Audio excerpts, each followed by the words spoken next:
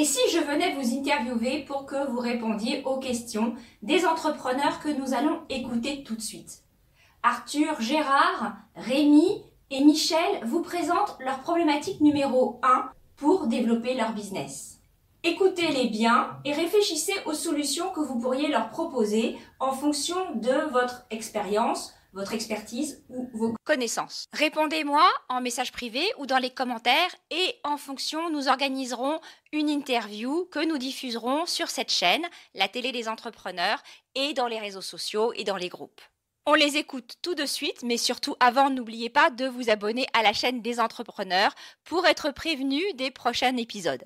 Je vous retrouve tout de suite après.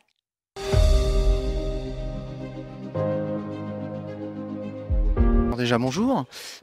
Écoutez, les problématiques aujourd'hui pour développer le business au niveau du web, c'est qu'effectivement il y a beaucoup d'offres. Il y a beaucoup de gens qui font surtout des sites qui sont bas de gamme. Par exemple, vous avez des sites qui proposent, des sites internet qui vous proposent de faire votre site à 1 euro. Et en fait, vous n'êtes pas du tout dans le qualitatif, vous n'êtes pas du tout dans le représentatif. Vous avez des photos qui sont standardisées.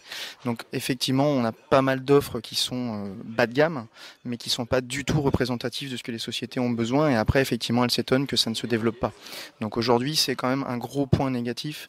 Et les gens confondent le prix avec la qualité et veulent le prix absolument et oublient que la qualité est le plus important. Donc aujourd'hui, quelle est votre problématique numéro 1 pour pour développer votre business? Pour développer mon business, la problématique de Coral, c'est de faire reconnaître la valeur ajoutée, le savoir-faire, les savoir-faire de Coral, pôle de compétences, par rapport à une nouvelle clientèle aujourd'hui que je voudrais développer. Voilà.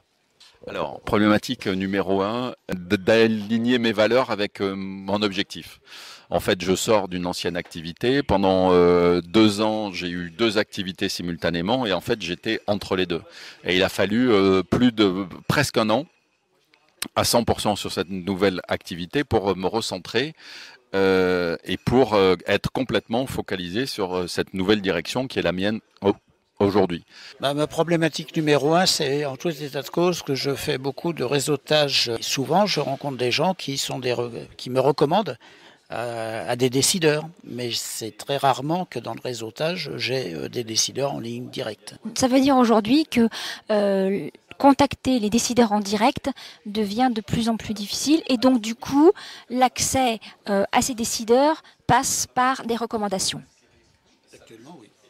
Actuellement, 80% de mes conférences me viennent par le réseautage et c'est pas suffisant.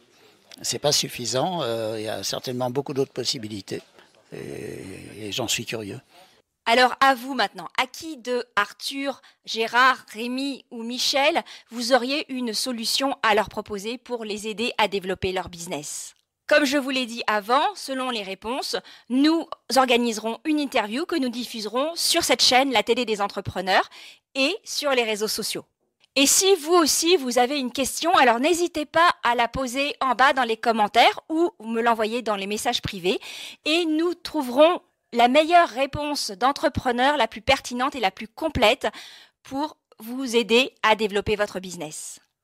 En attendant, venez sur le site mariebaudignan.com et inscrivez-vous pour télécharger gratuitement la formation offerte pour déclencher des décisions d'achat grâce au marketing émotionnel sur le web.